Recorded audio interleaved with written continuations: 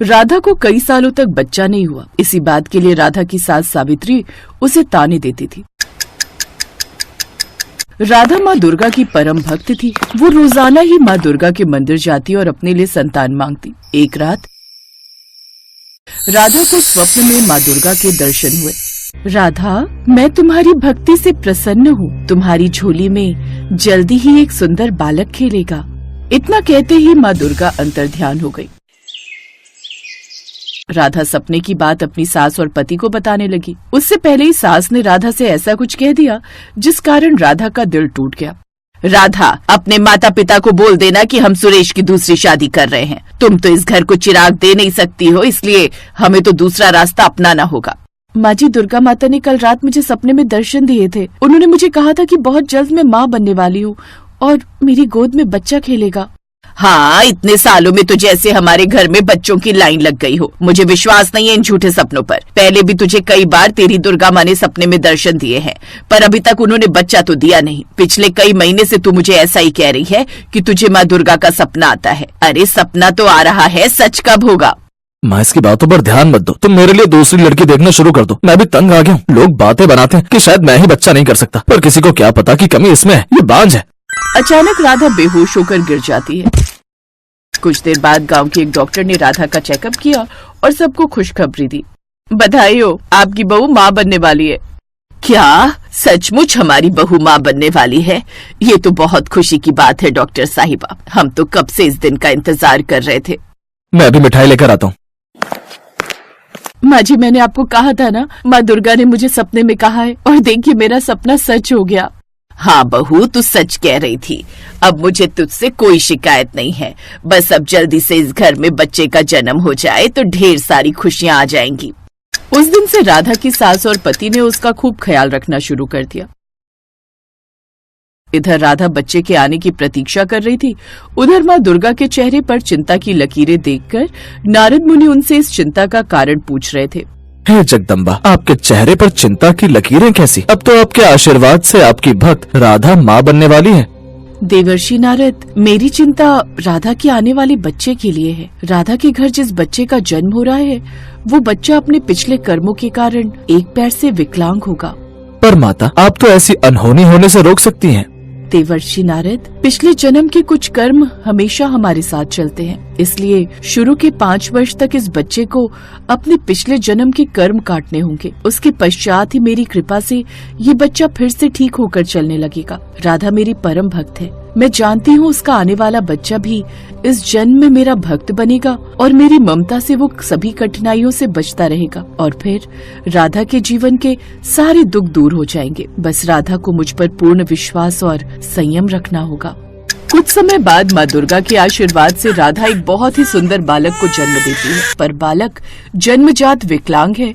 ये बात जब उसकी सास और पति को पता चलती है तो फिर से उनका व्यवहार खराब हो जाता है। हमारे तो भाग्य ही फूट गए। बताओ, इतने समय बाद औलाद हुई, वो भी अपाहिज। अरे तेरे लंगड़े बेटे का हम क्या करेंगे? मनहूस कहीं की। माँ, मैं तो कहता हूँ इसे इसके बेटे के साथ यहाँ से मायके भेज दो। मैं इस लंगड़े को बिल्कुल नहीं देख सकता। ऐसा मत कहो, अभी मेरे बच्चे को बड़ा तो होने दो। अभी तो इसे जन्म लिए हुए 4 दिन नहीं हुए और आप दोनों इस पर ऐसे जुल्म कर रहे हो। मैं अपने बेटे को पाल लूंगी, आप लोगों को कभी तंग नहीं करूंगी। मैं इसे पालने के लिए खुद मजदूरी करूंगी। जो करना है अपनी माँ के घर करना, हम इसे यहाँ नहीं रखेंगे।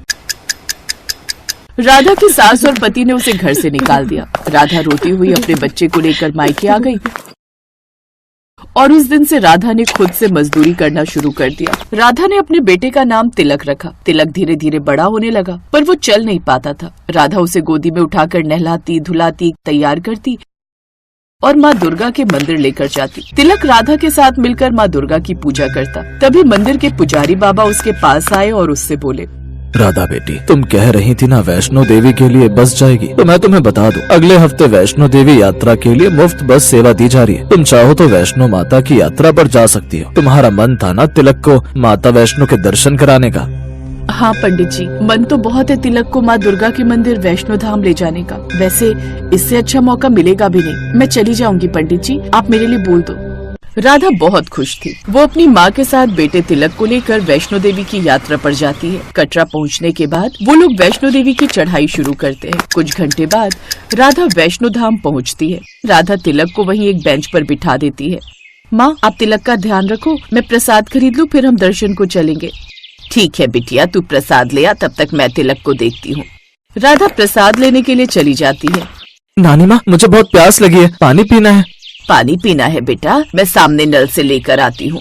राधा की माँ तिलक के लिए पानी लेने चली जाती है, पर जब वो वापस आती है तो तिलक गायब था। राधा भी तिलक को ना पाकर घबरा गई। दोनों ने भवन पर इधर उधर तिलक को ढूंढना शुरू किया। सबसे पूछा पर कोई भी नहीं जानता था। माँ, तिलक कहाँ गया? वो तो चल भी नहीं पाता है। हे माता रानी, मेरा बच्चा कहाँ है? अभी थोड़ी देर पहले ही तो मैं उसके लिए पानी लेने गई थी, कहीं कोई उठाकर तो नहीं ले गया। हे वैष्णो माता, तिलक की रक्षा करना। एक बार हम भवन के अंदर देखते हैं, कहीं तिलक भवन के अंदर तो नहीं है। राधा तिलक को भवन के अंदर ढूंढती है। तभी राधा और उसकी माँ की नजर भगवान के दरबार में चल रहे माँ दुर्गा के कीर्तन में जाती है। भक्त माँ दुर्गा के भजन गा रहे थे और एक छोटा सा बच्चा उन भजनों पर नृत्य कर रहा था। उसके गले में माँ दुर्गा की लाल चुन्नी थी। वो छोटा बच्चा कोई और नहीं बल्कि तिलक था। राधा और उसकी माँ की आंखों में आंसू आ जाते हैं। माँ दुर्गा के चमत्कार से तिलक के पैर ठीक हो गए थे। माँ दुर्गा ने जैसा नारद मुनि को कहा था बिल्कुल वैसा ही हुआ। तिलक 5 वर्ष का हो चुका था। माँ दुर्गा ने वैष्णो यात्रा का फल दे दिया। राधा के बेटे तिलक के पैर ठीक कर दिए। हे देवी मैया, आपका लाख लाख शुक्र है। आपने अपने चमत्कार से मेरे बच्चे को ठीक कर दिया। मेरा तिलक खेलने कूदने लगा। आपकी जय हो दुर्गा मैया, आपकी सदा ही जय हो। राधा खुशी खुशी वैष्णो देवी की यात्रा करके वापस लौटती है। अब उसका बेटा तिलक बिल्कुल ठीक हो चुका था। सुरेश और उसकी माँ को जब ये बात पता चलती है कि तिलक चलने फिरने लगा है तो वो राधा को वापस बुलाने के बारे में सोचते हैं, पर राधा उन्हें साफ मना कर देती है। शायद राधा का ये फैसला बिल्कुल सही था। दुख की घड़ी में उन दोनों ने उसका साथ नहीं दिया, उसे घर से निकाल दिया, इसलिए तिलक पर उनका कोई हक नहीं था। माँ दुर्गा का नाम लेकर राधा अपने बेटे तिलक के साथ खुशी खुशी जीवन बिताने लगी। शिवपुर गांव में आदि और शालू अपने चाचा प्रीतम और चाची नर्मदा के साथ रहते थे। उन दोनों के माता पिता का देहांत रोड एक्सीडेंट में हो गया था। जहां प्रीतम बच्चों को बेहद प्यार करता था तो वहीं नर्मदा उनके साथ बहुत बुरा बर्ताव करती थी। एक दिन शालू घर के बाहर अपनी सहेलियों के साथ खेल रही थी। तभी नर्मदा उसको आवाज लगाते हुए कहती है, अरे ओ शालू की बच्ची, कहाँ मर गई? अभी आई चाची। जब देखो तब खेलती रहती है। घर का काम क्या तेरा बाप करेगा? पर चाची, घर का सारा काम खत्म करके ही मैं खेलने गई थी। काम खत्म हो गया है तो रात के खाने की तैयारी कर ले, तेरे चाचा आते ही होंगे। तभी आदि वहाँ आ जाता है। क्यों रे, कहाँ घूम रहा था? कभी घर पर भी टिक जाया कर। चाची, मैं पास वाले दुर्गा माँ के मंदिर गया था।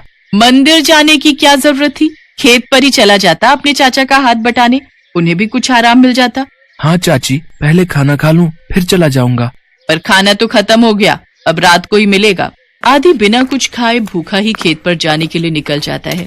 पर शालू को ये बात अच्छी नहीं लगती और वो अपनी चाची से कहती है, चाची, आपने आदि भैया से झूठ क्यों कहा? वो भूखा ही चला गया। तू जरा सी लड़की मुझे झूठी बता रही है। आने दे, तेरे चाचा को फिर बताती हूँ तुझे। फिर शाम को दोनों चाचा भतीजा घर वापस आते हैं। उनके आते ही नर्मदा उन दोनों के खिलाफ प्रीतम के कान भर देती है, जिससे वो उन दोनों को घर से बाहर निकाल देता है।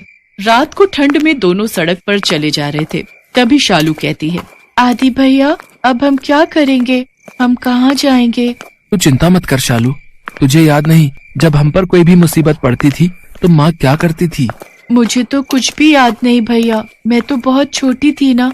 आप ही बता दो, क्या कहती थी हमारी माँ? माँ हमेशा कहती थी कि माँ दुर्गा का सदा ध्यान करना चाहिए।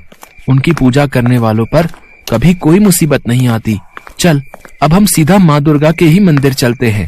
इतना कहकर दोनों बच्चे माँ दुर्गा के मंदिर चले जाते हैं और भूखे प्यासे रात को वहीं जमीन पर सो जाते हैं। अगले दिन सुबह जब पंडित मंदिर का दरवाजा खोलकर अंदर आते हैं तो उन दोनों से पूछते हैं, अरे तुम लोग यहाँ कैसे आए? फिर वो दोनों अपनी सारी कहानी पंडित को बताते हैं। वो सब तो ठीक है बच्चों, पर कोई भी तुम्हें मंदिर में रहने नहीं देगा। पंडित जी, हमें कुछ दिन यहाँ रहने दीजिए, फिर हम कोई ना कोई ठिकाना ढूंढ ही लेंगे। अगर तुम लोग चाहो तो मंदिर के पीछे मेरी कुटिया है, तुम कुछ दिन वहीं रह सकते हो। जैसे ही तुम्हें कोई ठिकाना मिल जाए तब चले जाना। इसके बाद आदि और शालू पंडित जी की कुटिया में ही रहने लगे। आदि मंदिर की साफ सफाई करता तो वहीं शालू माँ के लिए फूलों की माला बनाने का काम करती। ऐसे ही कुछ दिन बीत जाते हैं। एक रात आदि के सपने में माँ दुर्गा आती हैं और उससे कहती हैं, वत्स, तुम दोनों भाई बहन की भक्ति से मैं बेहद प्रसन्न हूँ। अभी तुम दोनों को बहुत सारे कार्य करने हैं, अपने माता पिता का नाम रोशन करना है। इसीलिए कल सुबह होते ही अपनी बहन को लेकर उत्तर दिशा की ओर चलते रहना, तुम्हें तुम्हारी मंजिल मिल जाएगी।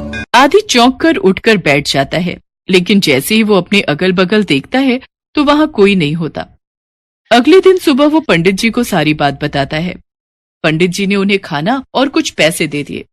दोपहर होते होते वो दोनों चलकर काफी दूर निकल आए थे। फिर दोनों एक पेड़ के नीचे बैठकर खाना खाने लगे। तभी उनके पास एक भिखारी आता है। फिर आदि और शालू अपने खाने में से थोड़ा थोड़ा उस भिखारी को भी दे देते हैं। बच्चों, तुम दोनों ने खुद आधा पेट खाकर मुझे खाना दिया है। मेरे पास तुम्हें देने को तो कुछ नहीं है, पर आज मैं तुम्हें ऐसा मंत्र बताता हूँ जिसका जाप करके तुम जो भी काम करोगे उसमें सफलता तुम्हें जरूर मिलेगी। पर बाबा, आपको इस मंत्र के बारे में कैसे पता? तू ये मंत्र याद कर ले बस, फिर देख तेरी जिंदगी संवर जाएगी। तुझे याद तो होगा ही कि माँ दुर्गा ने तेरे सपने में आकर क्या कहा था। लेकिन आप इस बारे में कैसे जानते हैं बाबा कि दुर्गा माँ मेरे सपने में आई थी और उन्होंने क्या कहा था? तभी वो भिखारी हनुमान के रूप में प्रकट हो जाते हैं। जय श्री राम। बच्चों, माँ दुर्गा के आदेशानुसार मैं हमेशा तुम लोगों के साथ रहूंगा और तुम दोनों के ऊपर कोई कष्ट नहीं आने दूंगा। इतना कहकर हनुमान जी अंतर्ध्यान हो जाते हैं। कुछ दूर आगे चलने पर एक गांव आता है, जहां एक दुकान के बाहर हेल्पर की आवश्यकता है का नोटिस लगा हुआ होता है। ये देखकर आदि और शालू उस सेठ की दुकान में काम करने लग जाते हैं। आदि जहां कपड़े बेचने का काम करता है, वहीं शालू उस दुकान में साफ सफाई के साथ साथ चाय पानी देने का काम संभाल लेती है।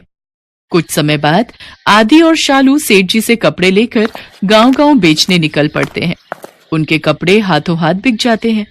सारा काम अच्छे से सीखने के बाद थोड़े थोड़े पैसे जमा करके आदि और शालू खुद की कपड़ों की दुकान खोल लेते हैं और माँ दुर्गा की कृपा से उनकी दुकान दिन दुगनी रात चौगुनी तरक्की करने लगती है। दोनों भाई बहन की दुकान से होने वाली मोटी कमाई से एक बड़ा सा घर खरीद लेते हैं और उसके अंदर माँ दुर्गा का बहुत बड़ा मंदिर बनाते हैं। फिर वो दोनों सुबह शाम माँ दुर्गा की भक्ति करने लगते हैं और हर महीने माता के नाम के भंडारे करवाने लगते हैं। माँ दुर्गा का आशीर्वाद भी उन पर खूब बरसता है और देखते ही देखते वो दोनों उस गांव के सबसे धनी लोगों में शुमार हो जाते हैं।